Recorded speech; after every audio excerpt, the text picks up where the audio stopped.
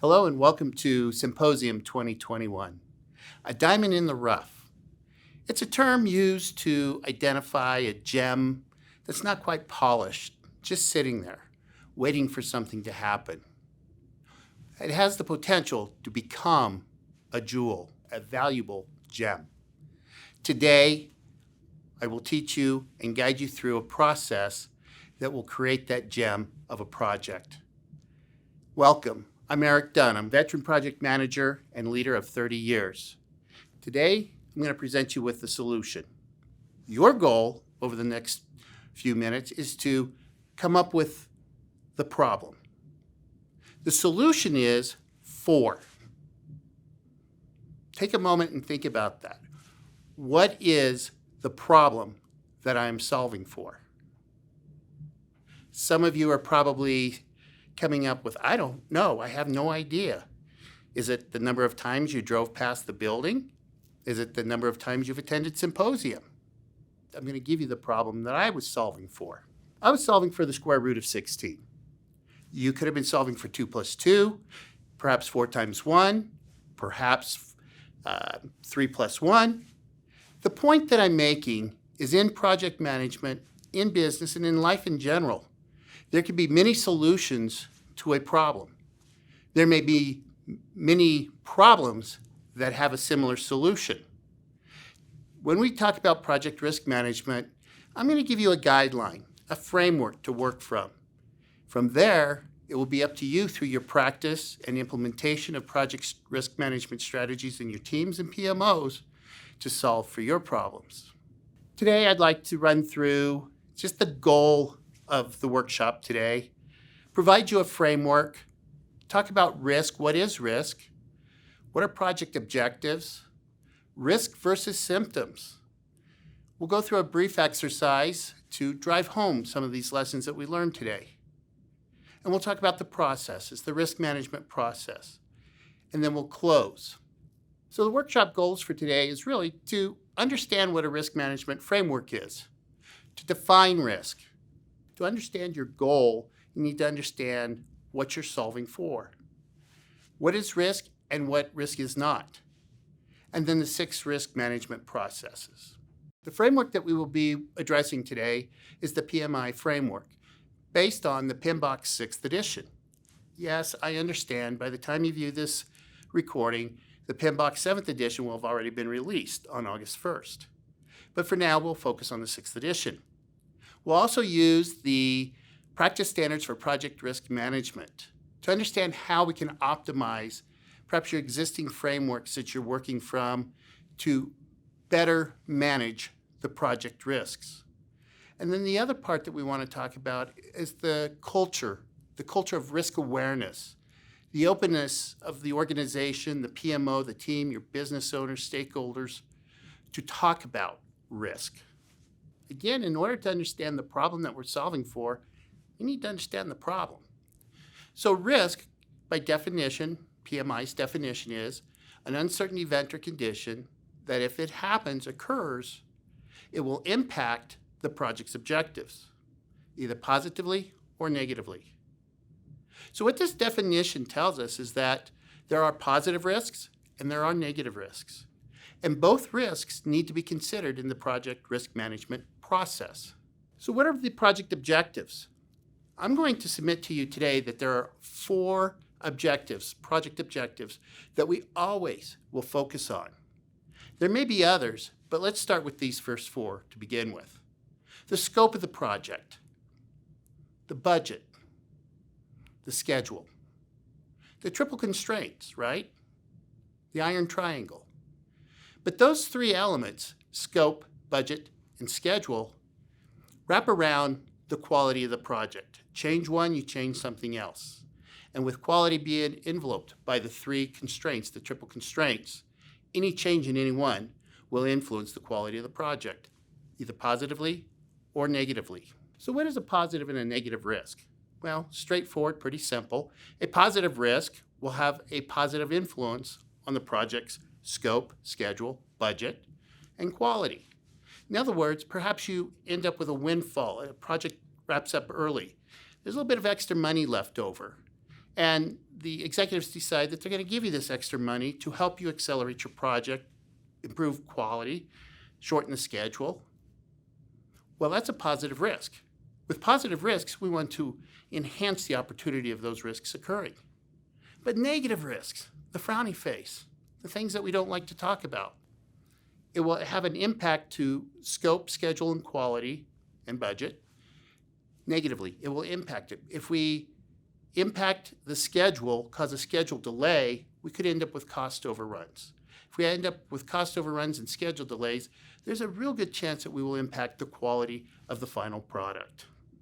So in risk management, one of the important aspects is we need to identify and be able to identify a risk symptom versus a root risk.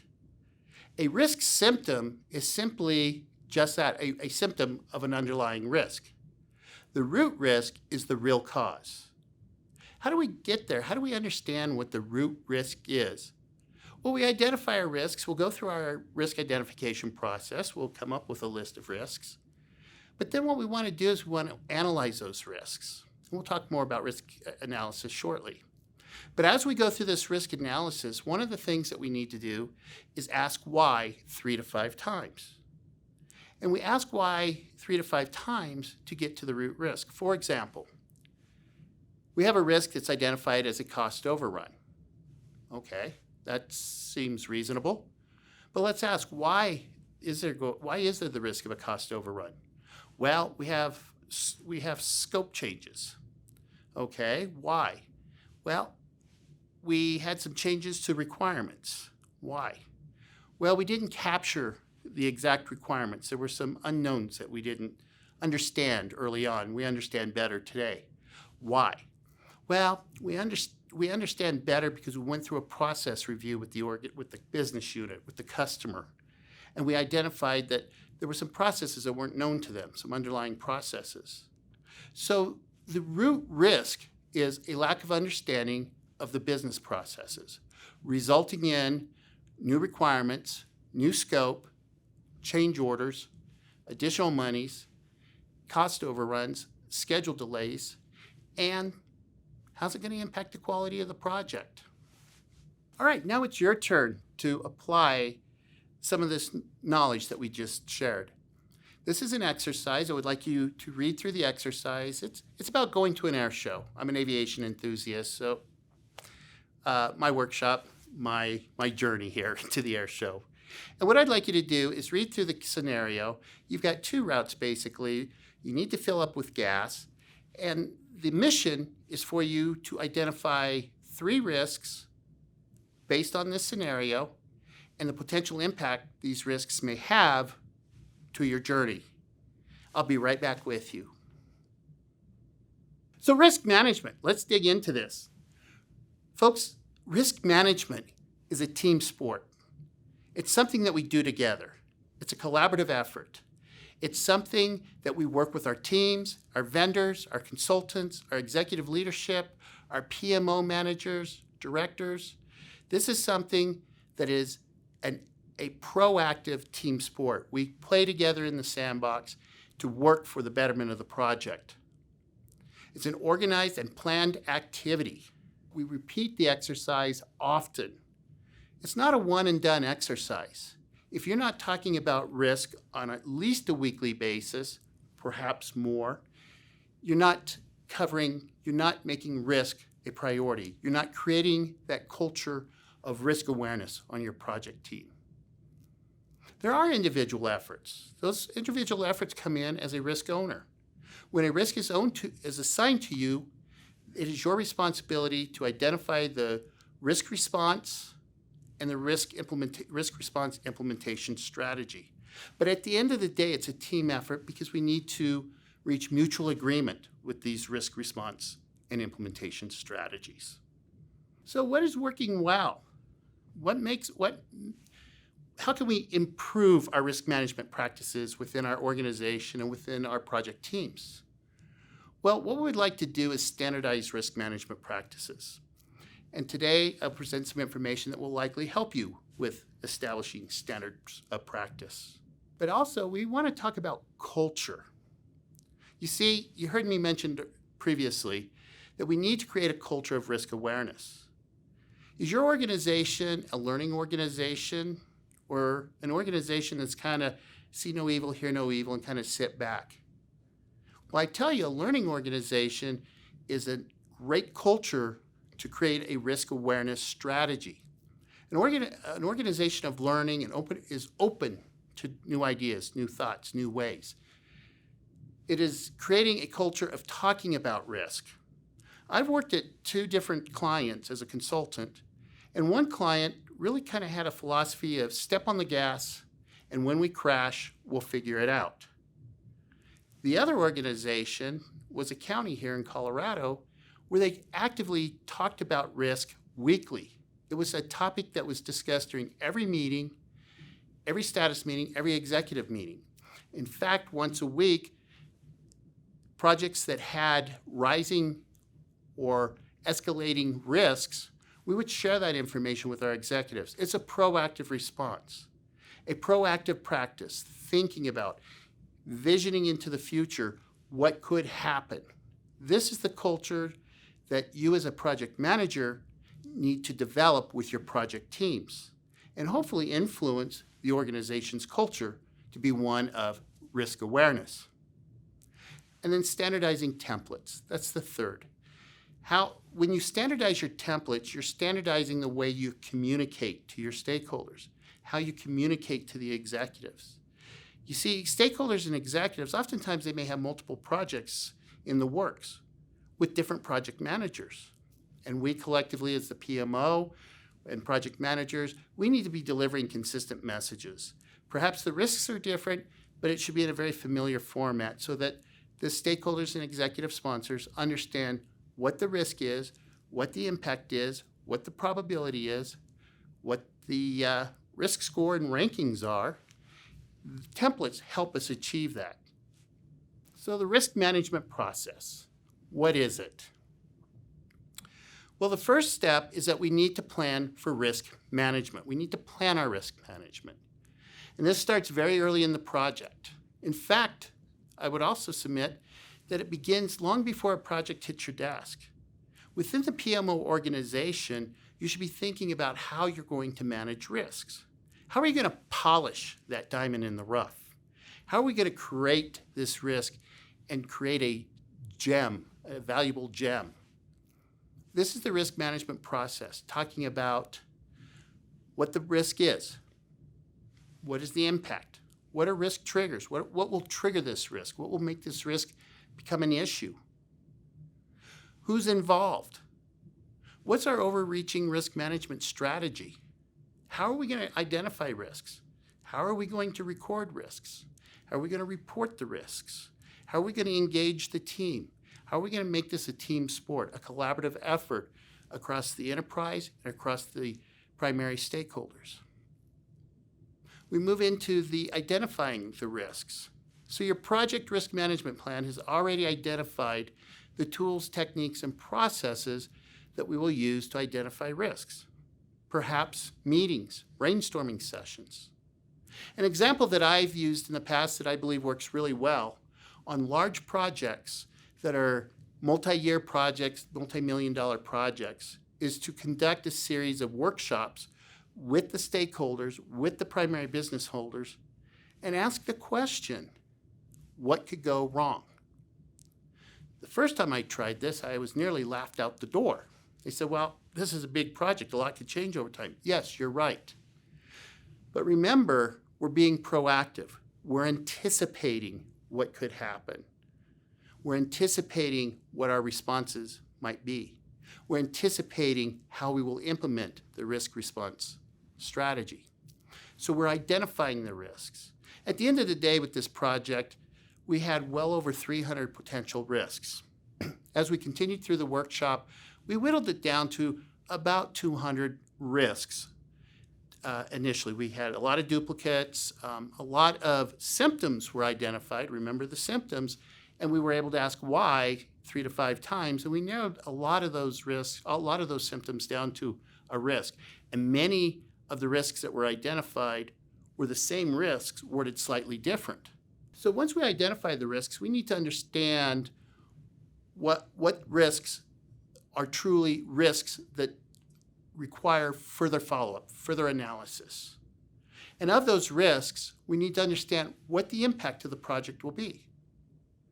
In this step, in the third step in the process, we conduct what we call a qualitative and a quantitative risk analysis. All right, I understand big words, right? I'm going to simplify it for you. So we all are aware of the risk register, the project risk register, right? We identify the risk, a description of the risk. We talk about the probability of occurrence, the impact should it occur.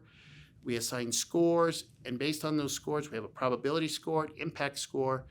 Probability times impact, we come up with a project risk score, and based on these risk scores, we can prioritize our risks. Ladies and gentlemen, we just did a qualitative risk analysis. What we did is we confirmed, yes, the risk, what we think is a risk, and oh, by the way, that risk does have an impact, and oh, by the way, we need to look at this a little more. That leads us into the next analysis. That's the quantitative risk analysis. The quantitative risk analysis is simply quantifying the risk. What does the risk mean to the project? What is the numerical value impact to the project? Let's keep it simple for right now. The numerical value could be as simple as a budget, putting a dollar amount. A negative risk is going to cost us an additional $30,000. Maybe we have a positive risk that if we can exploit it and take advantage of this opportunity, can save us $30,000. There's several methods, tools, and techniques that we can get to. We can use a Monte Carlo simulation, a series of what-ifs. It's a special tool that you use to run a series of what-if scenarios. Based on these scenarios, it'll calculate impacts. We can calculate impacts in terms of financial, budget, project budget, and schedule, days, weeks, months. Positives will be working for us, negatives would be working against us, right? So our first step is to qualify, to conduct a qualitative risk analysis, understanding the probability and the impact of the risk. And based on the probability of impact, create a project score. A project risk score. That is, probability times impact will give us a risk score. And from that risk score, we'll rank our risks. Qualitative analysis. For the quantitative analysis, we're just simply assigning a numerical value that we all understand and can relate to. Yes, I understand that if it's going to cost us $90,000, that's a big budget hit. Well, if it saves us $30,000, I definitely want to try and take advantage of that. That goes into your bucket of coming under budget if you can save that $30,000. Qualitative and quantitative risk analysis. Once we understand our risks, now we need to create our risk response strategy.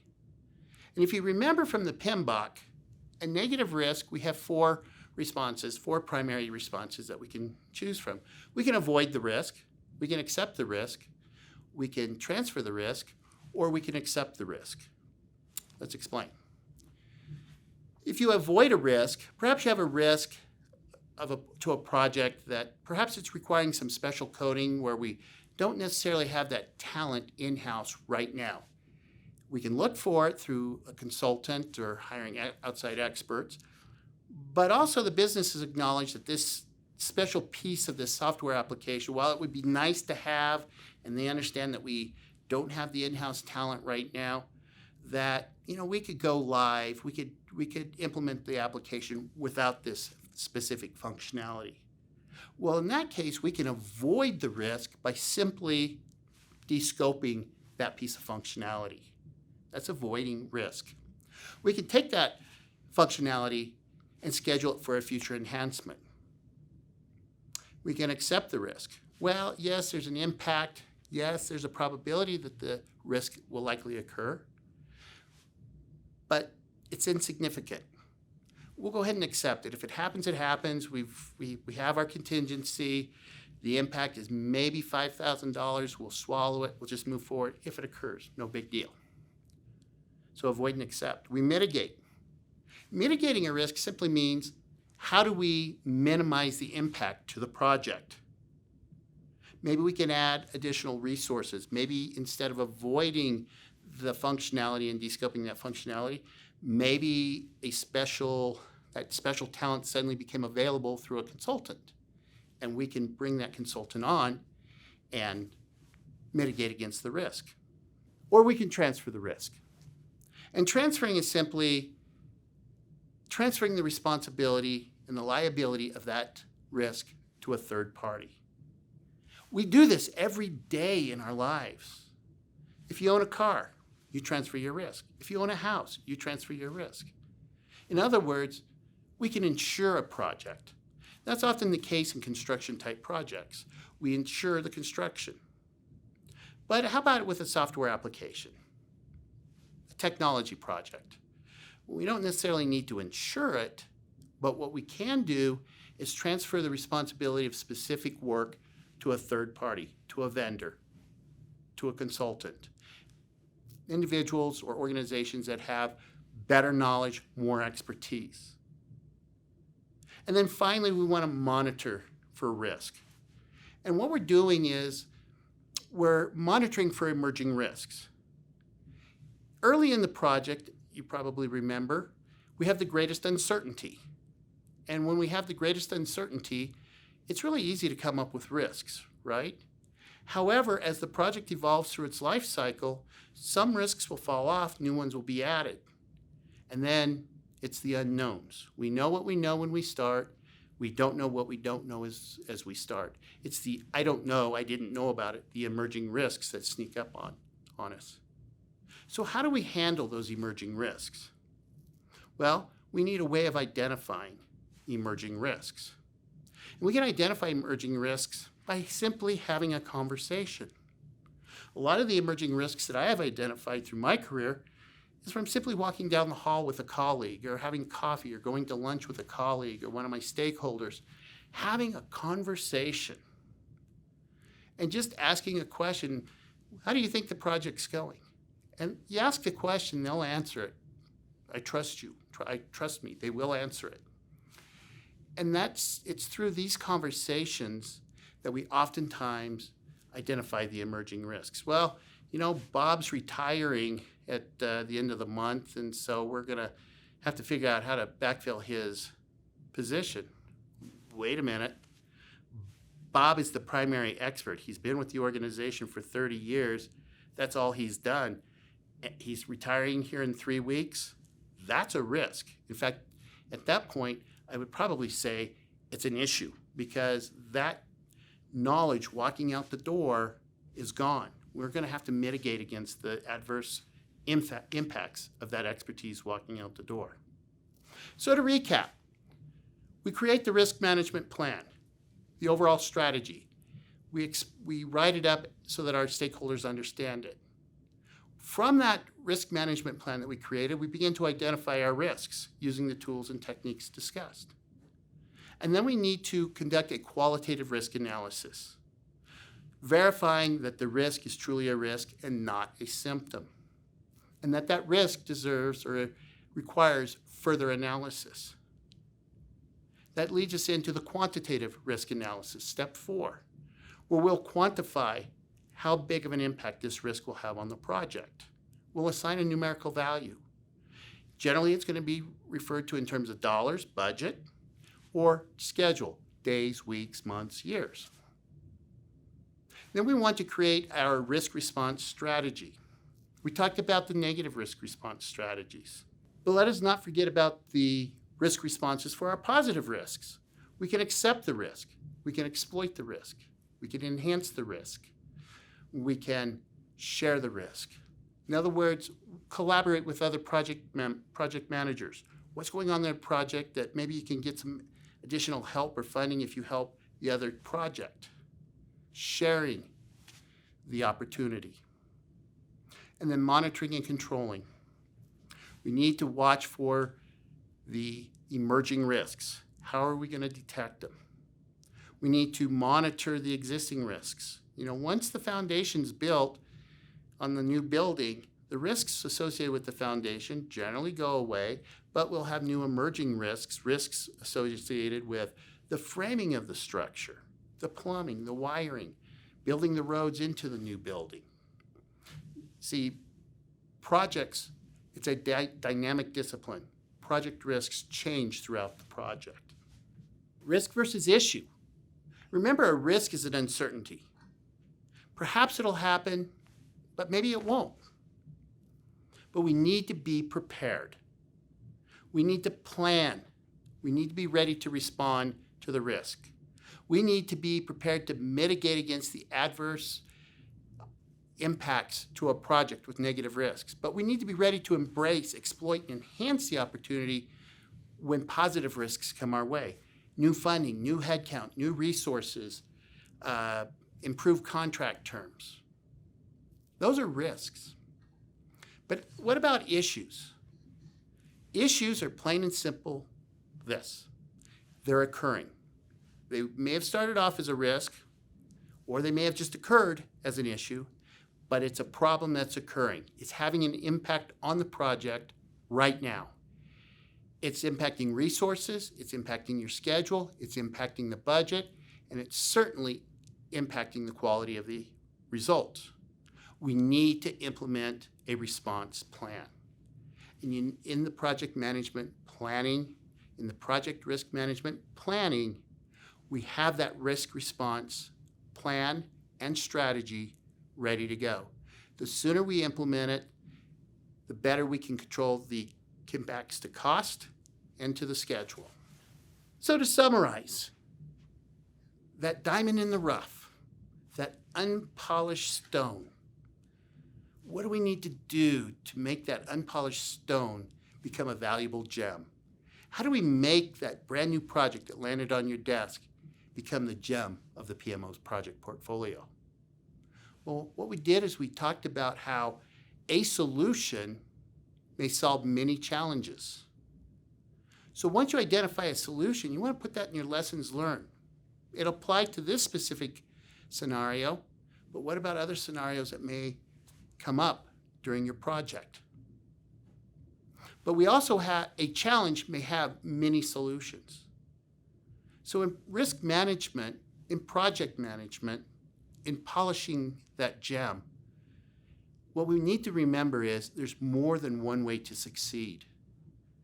Yes, there are good ways and better ways, but we need to collaborate and ultimately understand what's it going to take to polish that gem.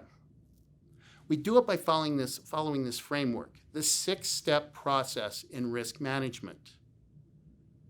We also talked about what risk is. Just because it's a risk, something is a risk. The lack of understanding of the business processes, the lack of understanding of the customer requirements. You've heard these before, right? They're very common risks to many, many projects. But if we have a process, a framework to identify potential risks, assess those risks for probability, their impact, and their impact on the project, we can put together a risk response plan, a risk response specific to that risk. Avoiding it, accepting it, transferring the risk.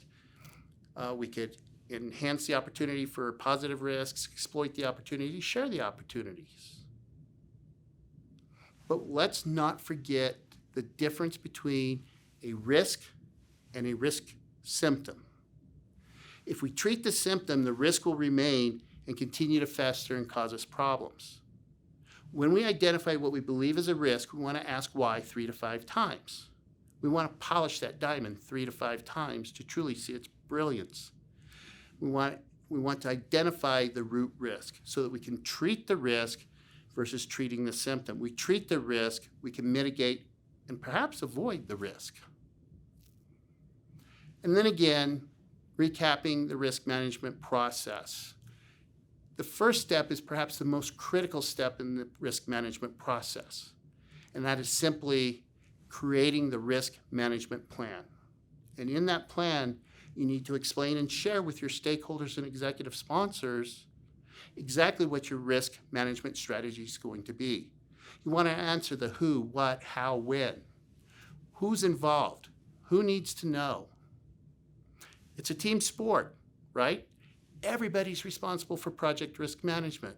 not just the project manager, your stakeholders, your vendors, your consultants, your business owners, your customers, and so forth. Everybody's responsible. We collaborate, we have conversations, we discuss risk. We make risk management a part of our PMO fiber. We create a culture of risk awareness. The second part is we need to identify the risks. We then need to analyze the risks, conduct a qualitative, conduct a quantitative. Yes, it's a risk, and this is what the risk impact is to the project. We create that risk response strategy, but we don't stop there. We're just not going to mitigate. How are we going to mitigate? How are we going to avoid the risk? How are we going to share this opportunity? You need to talk about the how. You need to talk about the strategy of how you're going to respond to the risk. And then you need to monitor and control.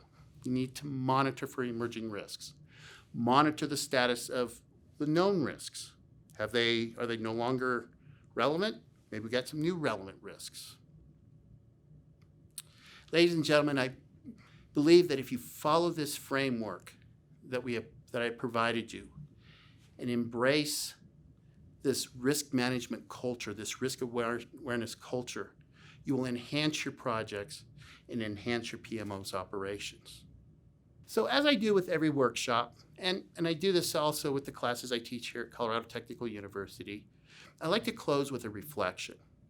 And my goal with these reflections are for you to take something away and think about what we talked about today, and then create that awareness, that risk awareness within yourself. As you develop your risk awareness, you can share this risk awareness with others, with your project teams, with your PMO, with your organization. So what I want you to do is I want you to think, consider, and be. I want you to think about risk. What is a risk? Think about the risks that you face daily. Start there. The risk that you took driving today. The risk that you take every day when you drive to work. The risk of going out and watering the yard. The risk of going to the grocery store. When you start to think about these risks, you become more aware. And when you become more aware about risks, I believe it helps you become more aware with the risks with your projects. I want you to think deeply about risk versus symptom. Again, we don't want to treat the symptom.